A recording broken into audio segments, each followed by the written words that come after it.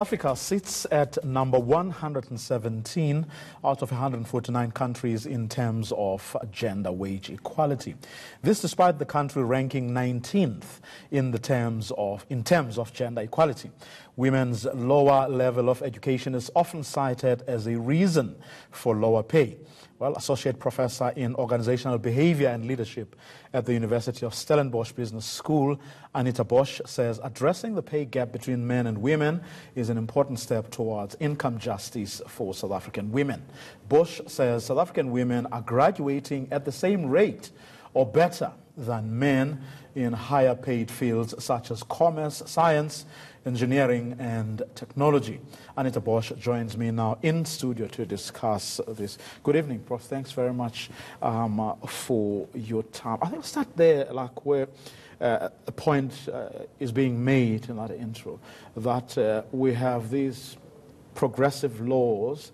Everyone seems to be talking the talk, yet in reality, we are not anywhere near, being up there at the top with some of the people who, who should have made radical improvements in this area if our constitution and everything, all the things we keep saying are anything to go by.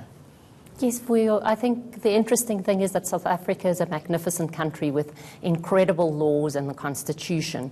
So we have most of the mechanisms to deal with the gender wage gap. But there seems to be a lack of will on many levels. If we just think about the gender-based violence and the high levels around that, culturally, we certainly as South Africans have a long way to go with many conversations about what it means to be a man and a woman in our society and what that means for us in terms of our economy.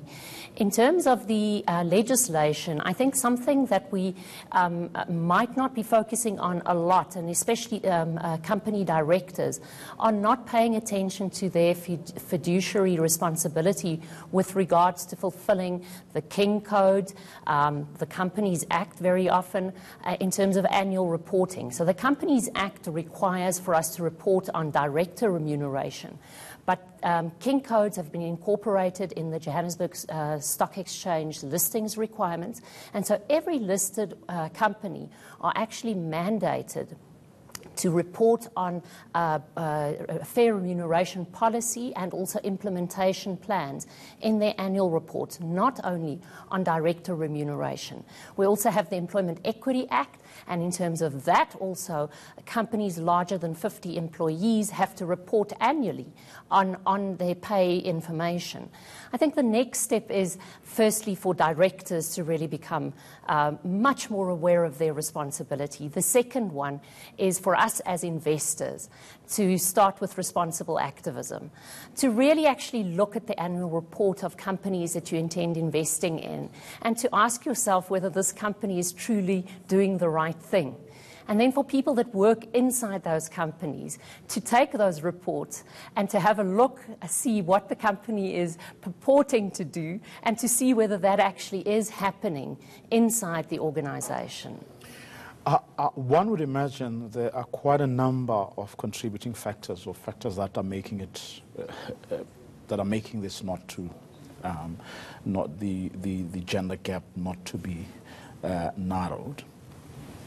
How much of it has got to do with men basically being comfortable and not wanting to let go of the privilege that they have enjoyed for so long? There certainly is a part of that. I think with any social change, if it doesn't hurt you, if it doesn't impact you directly, we tend to forget about, the implications of it.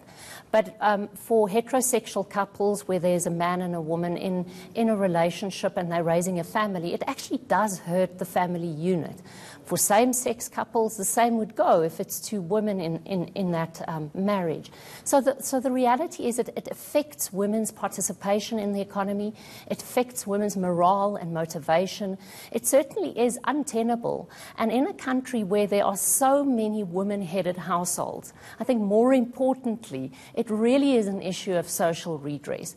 So yes, I think it is important for men to start saying, look, this is not right. I don't want to be the person that gets told this every time. What can I do about it? And to become part of that activism. I think South Africa is going through such an interesting phase at the moment, and it's most probably for all groupings to start thinking about what is not immediately something that has impact on their lives, but what is impacting their neighbour, and to start really placing pressure in terms of changing some of those aspects. How much do we rely on people's willingness? Shouldn't there perhaps be should we strengthen legislation, for example, to say companies that do not do what the King Code prescribes, which we have agreed to adopt, must then be punished when they don't do what they're supposed to do? It's interesting with the listings requirements because the King Code is voluntary. Although, if you're a company that's serious about your reputation, you'll implement King governance. But what's interesting in the listing requirements... Isn't that what is the problem, the fact that it's voluntary? No, because in the listings requirements, actually, there's a statement that says the aspects of the King codes that are incorporated are regarded as mandatory. So this is already actually mandatory for fair, responsible, transparent remuneration in listed companies. Shouldn't there be consequences then? I think consequences are obviously the next step. The other aspect to look at would be similar to the UK, Australia, Iceland has fantastic examples of how public reporting becomes mandatory, and also where in Iceland there are fines attached to it and even imprisonment. So those are interesting examples. One has to think, what culture do you want to build? And then be mindful about the types of mandatory aspects that you incorporate. But I do think that it is time for us to have a broader discussion about this, because it cannot continue as we are going along, and just something will happen, it will miraculously disappear. That's where we're going to leave it for this evening. Thanks very much for coming through. Associate Professor in Organisational Behaviour and Leadership at the University of Stellenbosch.